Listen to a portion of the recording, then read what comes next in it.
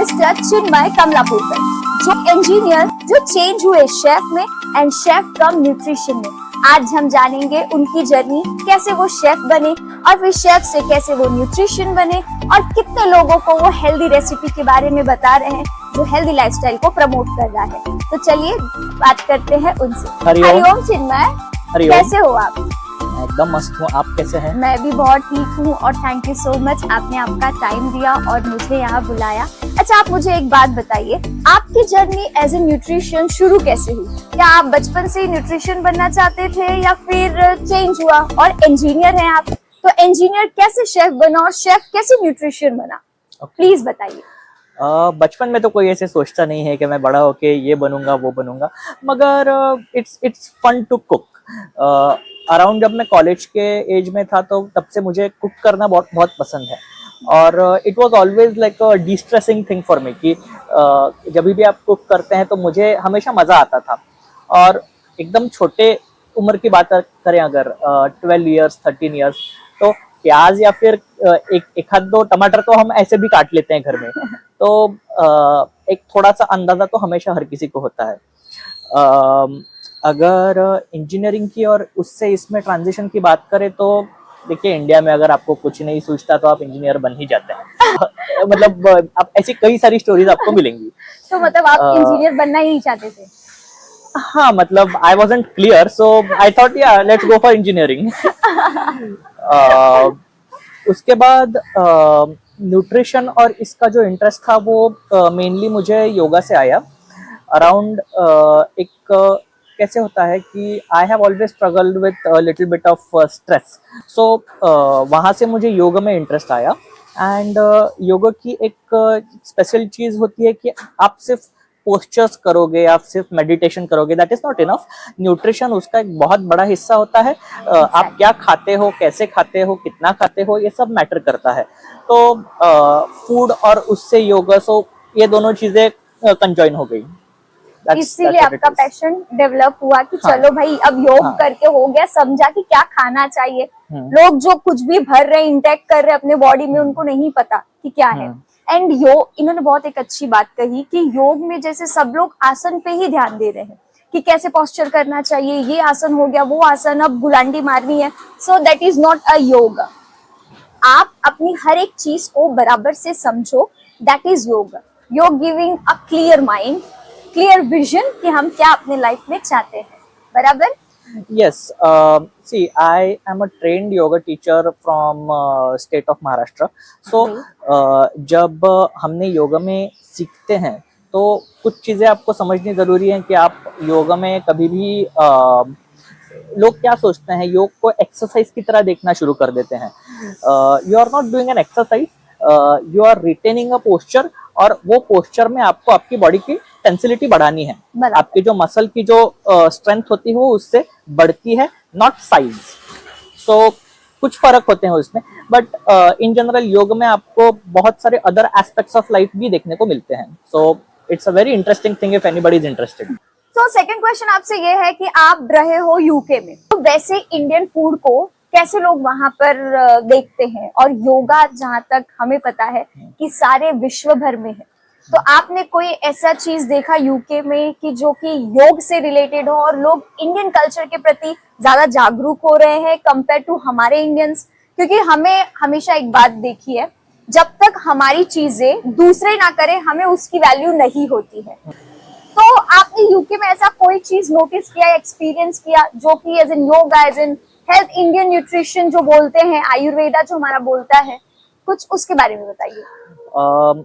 Indian योग और nutrition बहुत ही पॉपुलर चीज़ है। आप अगर बहुत जगहों में है, आप अगर देखिए, अब मेरी सिस्टर इन लॉ जर्मन है, तो उनकी माताजी एक्चुअल आयुर्वेदिक मेडिसिन खुद बनाती हैं जर्मनी में। Great. आपको बहुत सारे ऐसे डिफरेंट चीजें मिलेंगी, शायद उनके नाम इंडियन ना हो, शायद उनके वो इंडियन दिखे ना, मगर they are very deeply inspired by Indian traditional medicine and traditional concepts of health.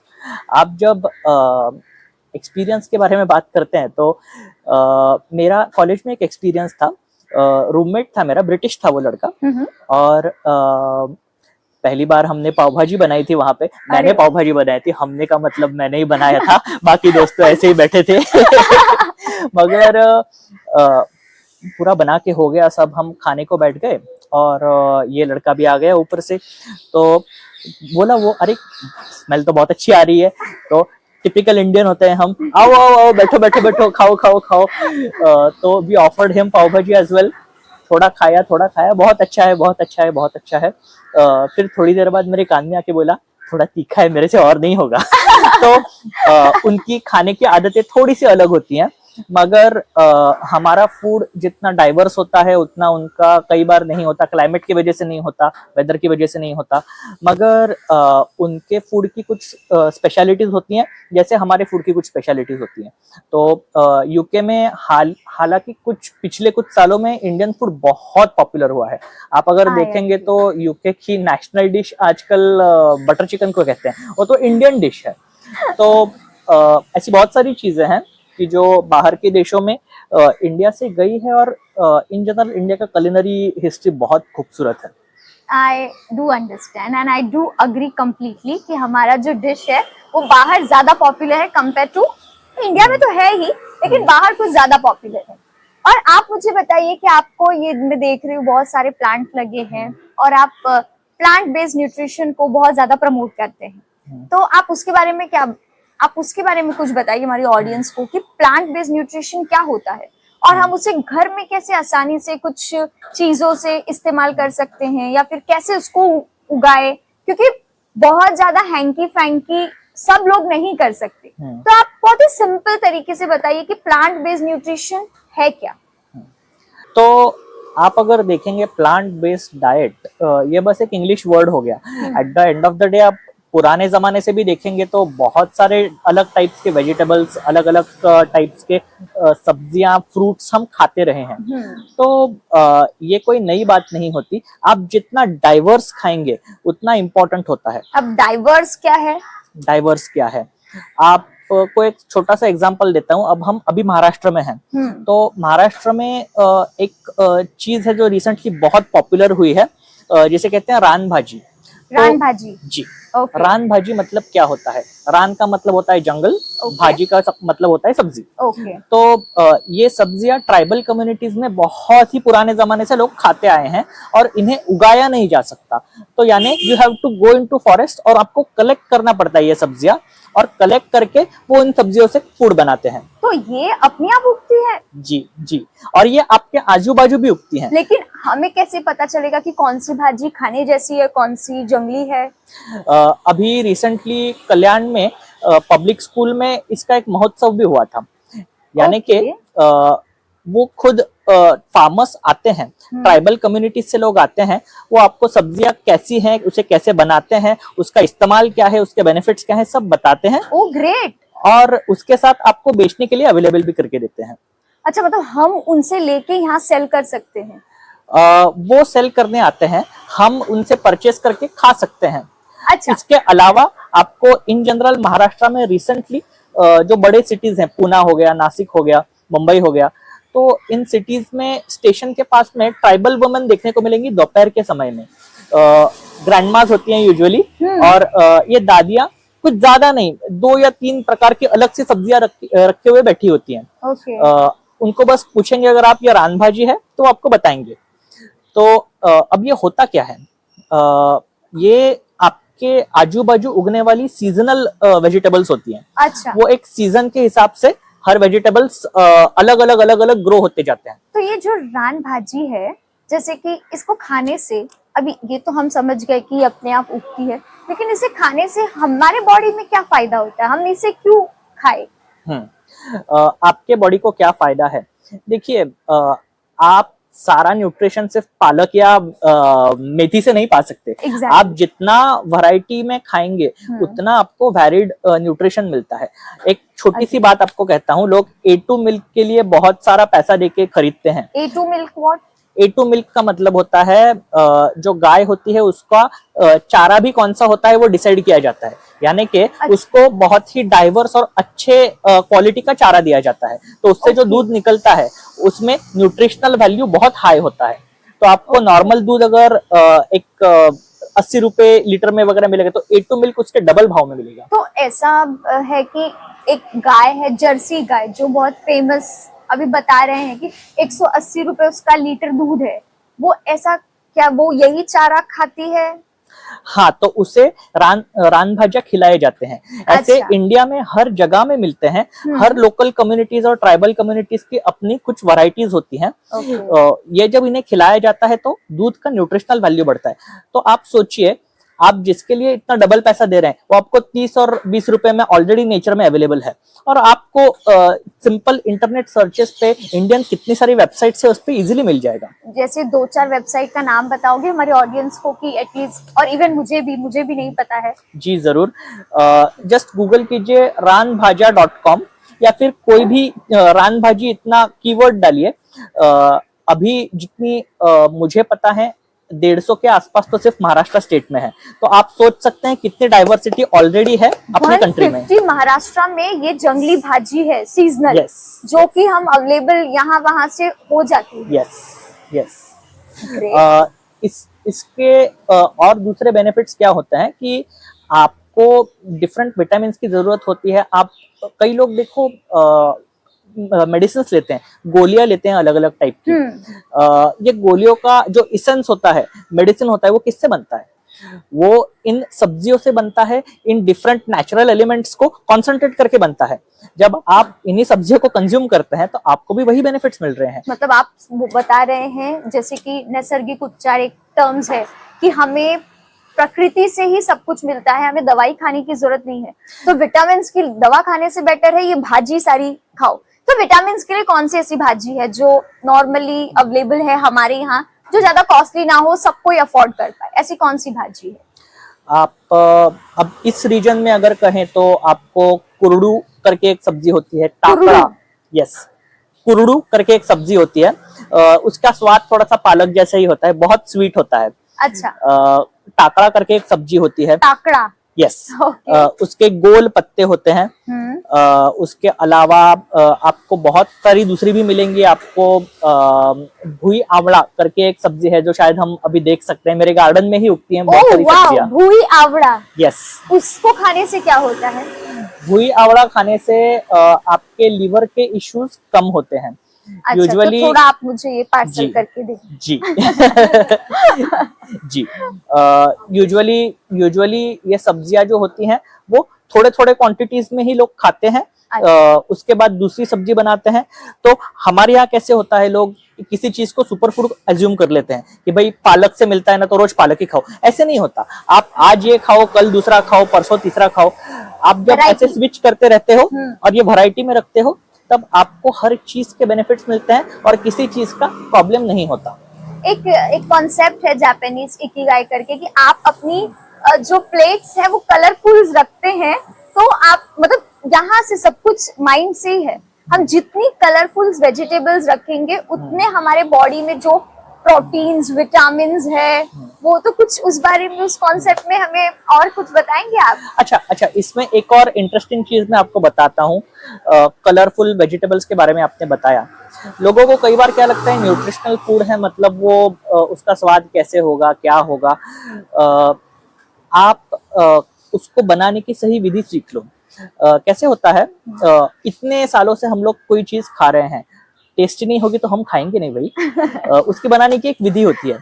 आप उसकी सही विधि सीख लोगे तो आपको उस टेस्ट का पूरा मजा लेने को मिलता है। कोई भी वेजिटेबल आपको अगर सही तरीके से पकाना मालूम हो तो आपको कभी भी तकलीफ नहीं होगी उसके स्वाद से, या नहीं अभी नहीं खाना, ये नहीं वो नहीं। अलग अलग कलर्स जो हम बात करते हैं, ये कलरफुल वेजिटेबल्स तो अभी रिसेंटली आए हैं। मोस्ट टेस्टीएस्ट वेजिटेबल्स आपको कलर में नहीं, स्वाद में मिलेंगे। तो आपसे तीसरा क्वेश्चन ये है कि कौन सी क्विक रेसिपी है जो प्लांट बेस्ड डाइट से हम कर सकते हैं, लाइक प्लांट बेस्ड जो फूड है उससे हम क्विक रेसिपी क्या बना सकते हैं? आप बताइए हमारे ऑडियंस को। ओके, एक फट से अभी मेरे दिमाग में जो सूझता है वो मैं सजेस्ट करता हूँ। धान साग करके एक रेसिपी है। धान साग जी। Okay. ये पारसी चीज होती है, बहुत ही पॉपुलर कुजीन है रादर, मगर उसका जो संकल्पना है, कॉन्सेप्ट है, वो बहुत ही इंटरेस्टिंग है। धान का मतलब होता है ग्रेन्स और साग का मतलब होता है सब्जियां। तो इसमें क्या करते हैं, 5 प्रकार की दालें और 5 प्रकार की ग्रीन लीफी वेजिटेबल्स, इनको मिक्स करके पकाया जाता है। तो 5 जो तो- धान है वो कौन से मोस्टली? तो जो दाल होती है आपकी, तूर हो गई, मसूर हो गई, मूंग हो गई, उड़द हो गई, हरभरा हो गई, तो और इसके अलावा आप दूसरी चीजें भी इसमें मिक्स कर सकते हैं। राजमा हो गए, इनको साथ में पकाया जाता है।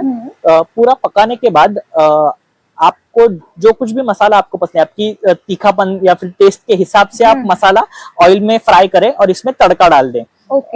और ये दाल और उसका ये ग्रेवी बनने के बाद इसमें आपको 5 कोई भी अच्छी लीफी वेजिटेबल्स, अच्छा इसमें मेथी कभी कड़वी नहीं लगती, ये चीज जिनको मेथी पसंद नहीं है उनके लिए मैं बता के रखता हूँ। ओके, मतलब इस दाल में अगर मेथी डालेंगे तो वो दाल का टेस्ट कड़वा नहीं होता। हाँ। ओके, ये वो बोलते हैं ना मास्टर शेफ में, शेफ का नुस्खा समथिंग समथिंग। हाँ, आपको मेथी खिलानी है तो इस तरीके से खिलाइए, तो कभी समझेंगे नहीं सारी कि इसमें माओ मेथी के है। लिए है ये। जी। इसमें आप कोई भी 5 प्रकार की सब्जियां डाल सकते हैं। अब सब्जियों में लोग क्या कर सकते हैं, पालक डाल सकते हैं, मेथी डाल सकते हैं, शेपू डाल सकते हैं, आप माठ डाल सकते हैं, कोई भी ग्रीन वेजिटेबल्स डाल सकते हैं। अच्छा, पालक हुआ, मेथी हुआ, धनिया डालिए, अम्बोशी डालिए। अम्बोशी, जी, अम्बोशी क्या होता है? अम्बोशी भी एक रान सब्जी होती है। अच्छा। हमारे यहाँ पे उगी है, मैं आपको बाद में दिखाऊंगा। जरूर हम देखेंगे। बहुत ही ऐसी छोटी और क्लोवर लीव जैसी खूबसूरत सी सब्जी होती है। अच्छा। और अम्बोशी का मतलब होता है जो थोड़ी सी खट्टी है। तो आपको अलग से टमाटर भी डालने की जरूरत नहीं होगी, सब्जी आपको एक खट्टा टेस्ट भी दे देगी। अरे वाह। तो सब्जियों को एकदम बारीक कट करना है और पूरा बॉइलिंग पे आने के बाद गैस ऑफ करना है, सब्जियां डाल दी, मिक्स कर दी, खत्म। ऊपर से ढक्कन रख दो। आपको सब्जियों को उबालना नहीं है, आप अगर उबालेंगे तो उसका न्यूट्रिशनल वैल्यू चला जाता है।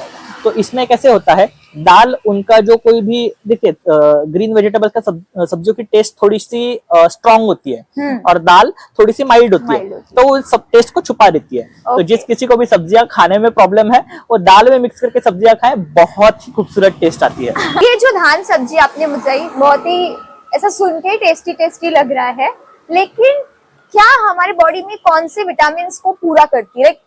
किस चीज को, कौन सी चीज जो हमारी बॉडी में नहीं है उसको ये पूरा करती है? ये आप पे डिपेंड करता है, यानी आपको जो सब्जी चाहिए वो आप सिलेक्ट करके इसमें डाल सकते हैं। आपको जो दाल चाहिए वो इसमें सिलेक्ट करके डाल सकते हैं।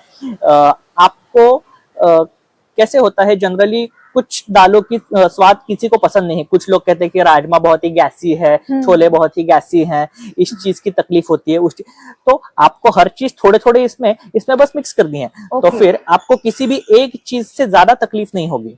तो ये बैलेंस के लिए बहुत ही यूजफुल होता है। दूसरी चीज इसमें कैसे है, आप हर एक सब्जी में अगर देखेंगे तो हर सब्जी में अलग अलग टाइप के विटामिन होते हैं। विटामिन ए होते हैं, बी होते हैं, सी होते हैं, इसके अलावा भी बहुत सारे न्यूट्रिशंस होते हैं। आपको जितने अलग अलग टाइप के सब्जियां मिक्स करके खाने को मिलेंगी, उतना किसी एक का स्वाद डोमिनेंट नहीं होता और वो साथ में बहुत टेस्टी लगता है। एग्जैक्टली। तो इसीलिए ये सब्जी किसी को भी पसंद आ सकती है। मतलब जो लोग भाजी या दाल नहीं खाते, वो अगर इस तरीके से बनाए तो वो लोग भी खाना स्टार्ट कर देंगे। जी, आपने बहुत ज्यादा अच्छा इन्फॉर्मेशन हमें दिया है, तो थोड़ा मैं और ऐड करना चाहूंगी कि आप मुझे बताइए, जैसे कि आप योगा करते हैं, आप खुद एक योग टीचर हैं, तो योगा का और एक बैलेंस डाइट का क्या कनेक्शन है, कितना इम्पोर्टेंट है? सिर्फ एक्सरसाइज ही इम्पोर्टेंट नहीं है। अगर कोई बहुत ज्यादा हेल्दी है तो उसको अपना वेट लॉस करना है तो सिर्फ एक्सरसाइज पे ध्यान देते हैं, तो योगा और डाइट का क्या कनेक्शन है, आप बताइए। आप सिर्फ योग ही नहीं, इवन एक्सरसाइज में भी अगर देखें तो डाइट हमेशा एक बहुत बड़ा हिस्सा होता है। आप क्या खाते हैं, कैसे खाते हैं, कितना खाते हैं, इन चीजों से बहुत फर्क पड़ता है। आपको योग का प्रिंसिपल क्या होता है, चित्त वृत्ति निरोध। इसका मतलब होता है कि आपका जो मन की सोच होती है, यहाँ वहां भटकने की सोच होती है, आपको उसको साथ में लेके आना है और उसको बस कंटेन करना है, सप्रेस नहीं करना है, बस कंटेन करना है। तो बैलेंस में हर चीज योग में बहुत अच्छी होती है। आप अगर खाने के बारे में बात करें तो योग में खाना आप उतना ही ले जितना आप खा सके। यानी कि अगर आपको इतना खाना है तो थोड़ा सा कम ले, और फिर अगर सच में जरूरत है तो फिर से ले। आप सब्जियां, दाल, रोटी, जो हिंदुस्तानी डाइट जो खाते हैं वही खा सकते हैं, उससे कोई प्रॉब्लम नहीं होता, कोई कमी नहीं आती। हाँ, मगर आप अगर रोज उसी प्रकार की दाल, उसी प्रकार के नट्स, उसी प्रकार के डिफरेंट ग्रेन्स, अभी बीच में आया था कि अलसी या फिर फ्लेक्सीड का बहुत ही फैड आया था। एग्जैक्टली। तो फ्लेक्सीड सिर्फ खाने से आपको ओमेगा 3 नहीं मिलेगा, आपको उस पर उसके अलावा भी आप अगर मस्टर्ड ऑयल कंज्यूम करें तो उसमें भी ओमेगा 3 होता है। आप बोल रहे हो कि मस्टर्ड ऑयल लेने से ओमेगा 3 मिलता है? Yes, absolutely. ओके, मैं इस पे बाद में कुछ सवाल आपसे करूंगी, प्लीज जवाब दीजिएगा, बट जस्ट हाईलाइट कि ओमेगा 3 मस्टर्ड ऑयल से भी मिलता है। तो इसमें अभी हाँ, एक होती है आप कच्चा मस्टर्ड ऑयल कंज्यूम करें, आप अगर उसको पकाएंगे तो उसका न्यूट्रिशनल वैल्यू बदल जाता है। It means cold pressed? Yes, absolutely. और जो अचार में कोल्ड मस्टर्ड ऑयल मिक्स करते हैं ना, नॉर्थ इंडियन कुकिंग में आपको ये चीज बहुत देखने को मिलेगी। हाँ। फायदे होते हैं। तो हाँ, आप जितना वैरायटी वाला डाइट खाएंगे उतना आपकी न्यूट्रिशनल जरूरतें पूरी होती हैं। आप अगर देखिए, पुराने जमाने में लोग फार्मिंग करते थे तो एक उनका डाइट भी बड़ा था, तो न्यूट्रिशनल नीड्स कंप्लीट होती थी। अब डाइट छोटा हो गया तो आपको उतना डाइवर्स करना है डाइट, यानी कि जितने अलग अलग टाइप्स के दाल, जितने अलग अलग टाइप्स के ग्रेन्स, जितने अलग अलग टाइप्स के वेजिटेबल्स, जितने अलग अलग टाइप्स के सीड्स आप खाएंगे, नट्स आप खाएंगे, तो उससे आपका बॉडी को बहुत हेल्प होगी। ओके, मैं जैसे कि आप न्यूट्रिशन है, शेफ भी है, लेकिन आज ना लोग, अगर मैं बात करूं अलग अदर्स वीडियो की जो यूट्यूब पे अवेलेबल है, सारे अलग अलग हैंसी फैंकी खाना बताते हैं, पनीर, टोफू, ये वो। आप खुद एक न्यूट्रिशन और आप ये कह रहे हैं कि हमारा हिंदुस्तानी खाना जो है वो सबसे ज्यादा न्यूट्रिशन वाला है, बराबर? प्लीज मैं चाहूंगी कि एज एन ऑडियंस भी आप सबको बतावे, हमारे जो ऑडियंस है उनको भी बतावे, जो जितने भी हम हैंकी फैंकी खाना देखते हैं कि टोफू खाओ, पनीर खाओ, ये खाओ, वो खाओ, बट ऑब्वियसली उससे मिलता है, लेकिन अगर जो हम न्यूट्रिशन वाला खाना खा रहे हैं, एक न्यूट्रिशन शेफ बता रहा है कि जो हिंदुस्तानी खाना है उसमें सारे प्रकार के प्रोटीन्स, विटामिन, कार्ब्स, मिनरल्स है, राइट सर? प्लीज एक्सप्लेन कीजिए थोड़ा। हिंदुस्तानी खाना आप अगर देखेंगे, एक छोटी सी चीज होती है हिंदुस्तानी खाने में। आप बहुत ही अलग अलग प्रकार की दालें खाते हैं, आप अलग अलग प्रकार के ग्रेन्स खाते हैं। अब आप अगर ट्रेडिशनल हमारे ग्रेन्स देखेंगे तो कम से कम 6 से 7 प्रकार के ग्रेन्स होते हैं कि जिनसे रोटियां बनती हैं हमारे पास। बराबर। ये सभी के सभी ग्रेन्स में आपका शुगर हाइप कभी भी बड़ा नहीं होता, एकदम माइल्ड शुगर हाइप आता है। तो किस तरीके की रोटियां? अब नाचनी की रोटी होती है, या फिर जवार की रोटी होती है, बाजरे की रोटी होती है। ट्रेडिशनल गेहूं के अलावा दूसरे ग्रेन्स भी आपके धान में मिक्स किया कीजिए। सिंपल चपाती बनाइए, उसमें थोड़ा सा दूसरे धान मिक्स किया कीजिए। अच्छा। उसका बहुत फायदा होता है। आप अगर देखेंगे, अब लोग टोफू खाते हैं, टोफू होता क्या है? बराबर, मैं चाहती हूँ आप बताइए कि टोफू होता क्या है। आजकल पनीर, टोफू और ये विटामिन, वो कार्ब्स, वो मिनरल्स ज्यादा हो रहे हैं, तो एक्चुअली टोफू है क्या सर? लाइक ये टोफू किससे बनता है और इसके खाने से क्या होता है? ये तो मतलब बोलते हैं ना, चीजों से बनाई हुई सब्सिडरी ऑप्शन है, लेकिन मेन किससे बनता है ये? टोफू सोयाबीन से बनता है। ओके। और सोयाबीन का जो पका के दूध निकलता है उससे टोफू बनाते हैं। अच्छा। अब आपके पास अगर सोयाबीन ही है तो आप सोयाबीन पकाएं, उसकी सब्जी बनाएं और उसको खा लिए, उसके साथ आपको फाइबर फ्री में मिलेगा। डबल कॉस्ट में दे रहे हैं, वो भी उसका आधा हिस्सा। क्या जरूरत है ऐसे करने की? ये प्लीज आप हमारे ऑडियंस को बताइए कि एक नॉर्मल जो इंडियन खाना है ना, उसके अंदर आपको सब न्यूट्रिशन मिलने वाले हैं। आपको टोफू अलग से खरीदने के बल्कि और ज्यादा पैसा दे के हाफ न्यूट्रिशन ले रहे, बराबर सर? अच्छा, न्यूट्रिशन में एक और चीज होती है, आप जितना ग्रेन्स को सोक करेंगे उसका न्यूट्रिशनल वैल्यू बढ़ता है।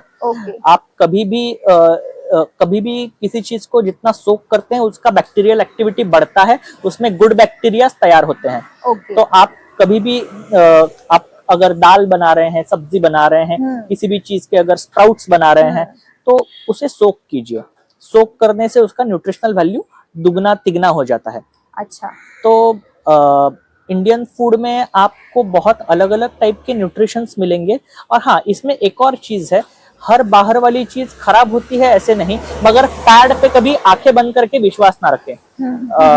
आप अगर देखेंगे कई सारी चीजें जो समटाइम्स बाहर से आते हैं, अभी पंपकिन सीड्स की चीज बाहर से आई थी, हाँ। तो बहुत ही अच्छे हैं, पंपकिन सीड्स आपके लिए अच्छे हैं। और आपके ट्रेडिशनल रेसिपीज में पंपकिन सीड्स पुराने जमाने में इस्तेमाल भी किया करते इस्तेमाल थे। भी करते हैं, स्वीट्स वगैरह में भी बहुत जी। इस्तेमाल करते जी। हैं, ड्राई फ्रूट्स के लड्डू। जी।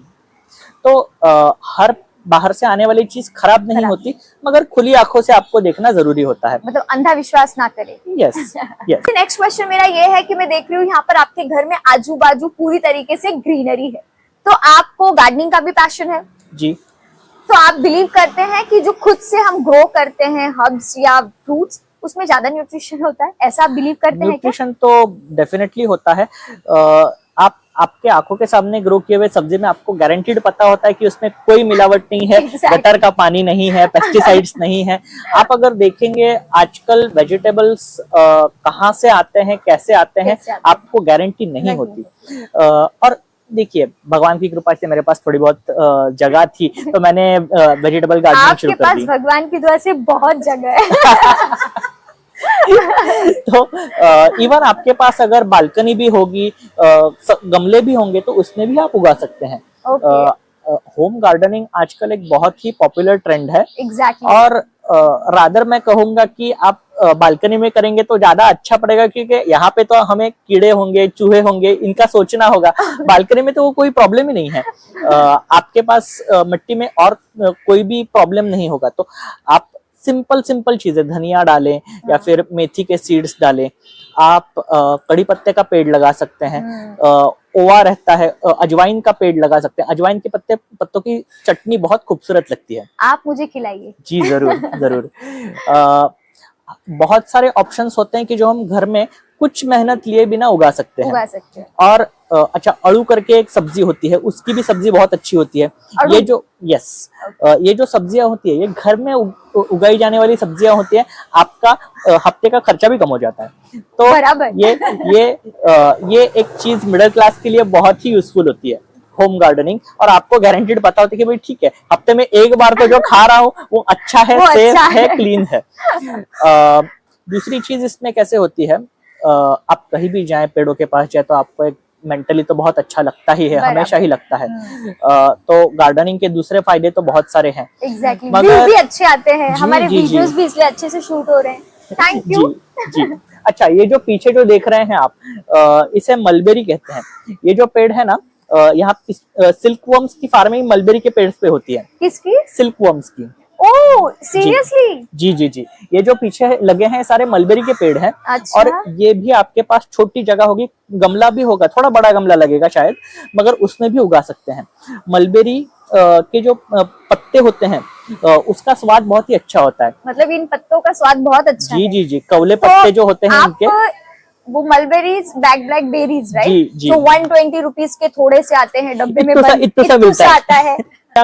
ये इंडिया में कहीं भी उग सकने वाला पेड़ है। अच्छा। अच्छे से उगता है। तो अगर आपको मलबेरी का लगाना है, बस एक टहनी लगा दीजिए, आपका काम हो जाएगा। बहुत ही तो अच्छे कोई से उगने वेदर वाला नहीं ट्री। चाहिए, लाइक ऐसा कोई वेदर हो स्पेसिफिक इसमें? मतलब बोलते हैं ठंडी में केसर आता है, एप्पल आता है, तो इसके लिए पूरा कोई साल, सीजन नहीं, पूरा साल आता है। पूरा साल। और फ्रूट्स कितने आते हैं, लाइक बेरीज आप 120 रुपया? आप जितना कट करोगे उतना बेरीज बढ़ेगा। Oh is it? Yes yes yes. तो इसके जो पत्ते होते हैं ना, इनका भी एक फ्रूटी टेस्ट होता है। ग्रेट। इनके पत्ते काट के इसकी सब्जी बनाई जाती है, बहुत ही मीठी लगती है मलबेरी की सब्जी। ओह वाओ, ये मुझे नहीं पता था। जी जी। तो ऐसी छोटी छोटी चीजें होती हैं। आप अगर ड्रमस्टिक का पेड़ है, मोरिंगा होता है, अभी मोदी जी ने मोरिंगा के पराठे खाना शुरू किया था। और इवन एक्सपोर्ट भी मोरिंगा पाउडर का, मतलब कि India is a first in export कि जो मोरिंगा पाउडर एक्सपोर्ट कर रहे हैं। जी। सो आई अग्री कि मोरिंगा पाउडर बहुत, क्यों ये इतना हेल्दी और क्यों इतना ज्यादा एक्सपोर्ट इसका बढ़ रहा है? हमारे वेदर में मोरिंगा बहुत ही रैपिडली ग्रो होता है।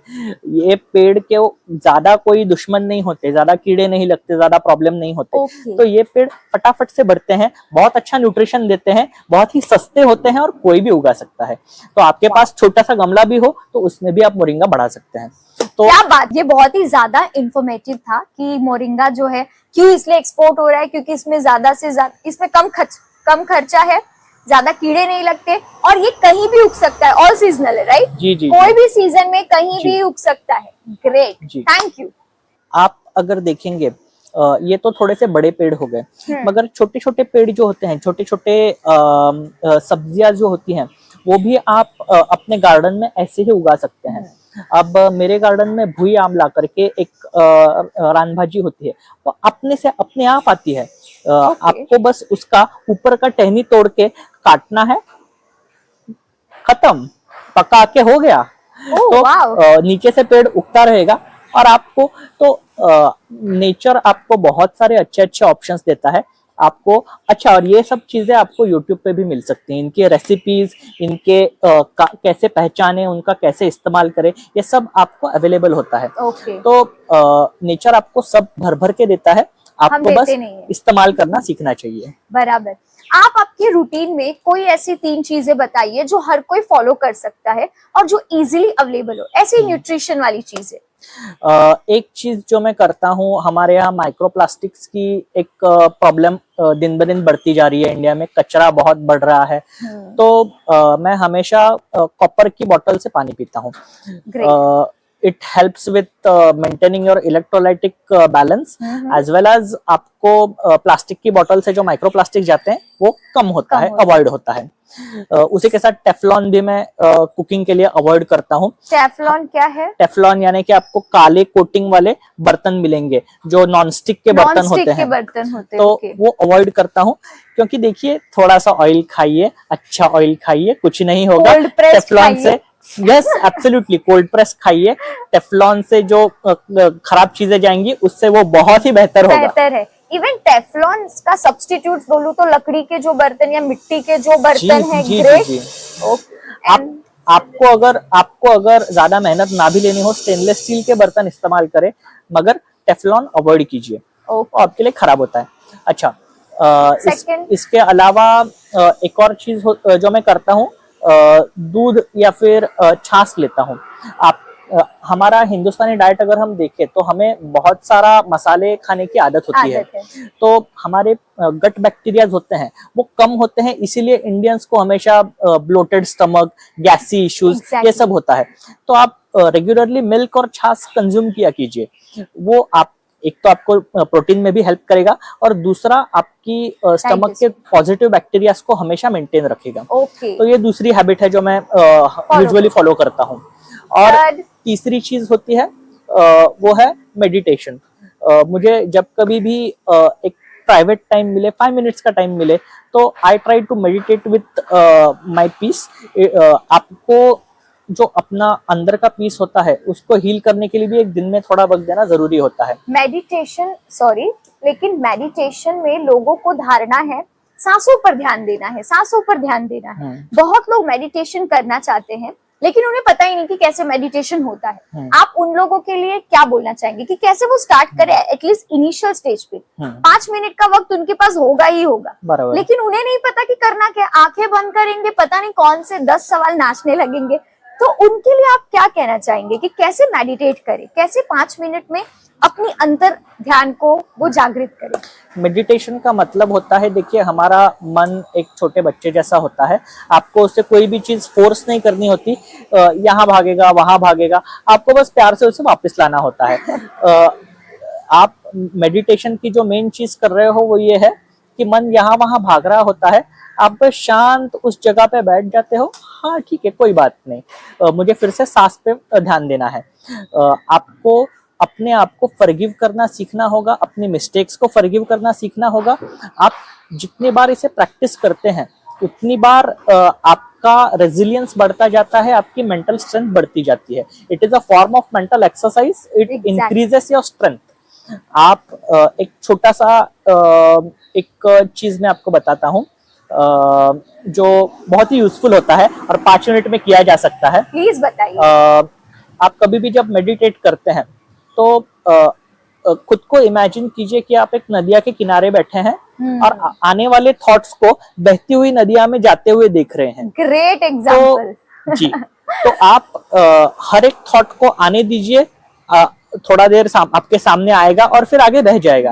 आप उसके साथ उठ के इंटरेक्ट मत कीजिए, बस जैसे आप नजारा देख रहे हैं वैसे उस थॉट को आने दीजिए और जाने दीजिए। इससे आपको मेडिटेशन में बहुत हेल्प होती है। एग्जैक्टली। प्लीज आप लोग भी ये कीजिए। इमेजिन कीजिए कि नदी बह रही है, आपके थॉट्स जो आ रहे हैं वो बहती हुई धारा है, और फिर उसको देखिए और टाटा बाय बाय कीजिए।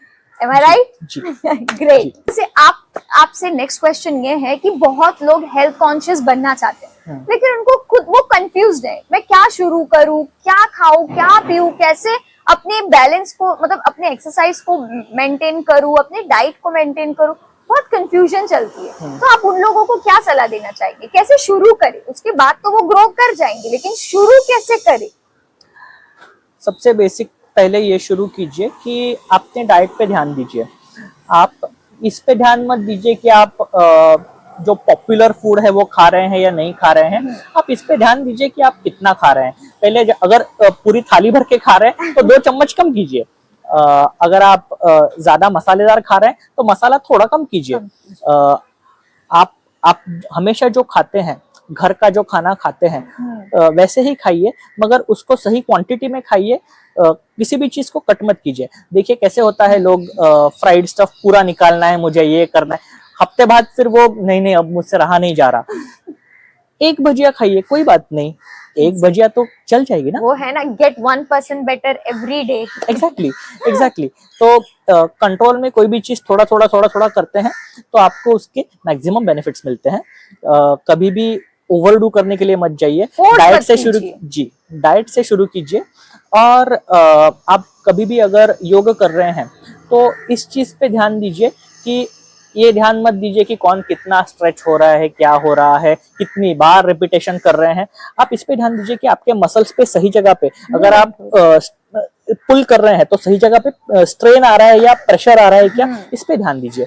आप अगर सही प्रेशर को एक एडिक्वेट टाइम तक होल्ड कर सकते हैं तो आप अपने आप को बहुत ज्यादा बेनिफिट्स दे रहे हैं रिपीटेशन से भी। Exactly, I do agree completely. क्योंकि लोग अभी ज्यादा से ज्यादा मेरा आसन कितना परफेक्ट हो रहा है उस पर ध्यान दे रहे हैं।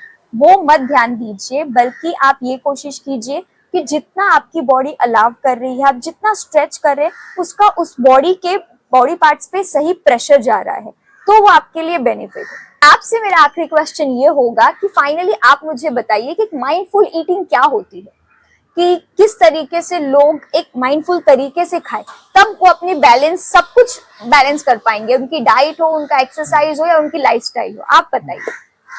माइंडफुल ईटिंग का मतलब अब मैं मेरे ख्याल से बताता हूँ। माइंडफुल ईटिंग का मतलब होता है कि आप हर चीज खाएं, प्लेट में जो लिया है वो पूरा खत्म करें और प्लेट में उतना ही ले जितना खत्म कर पाए।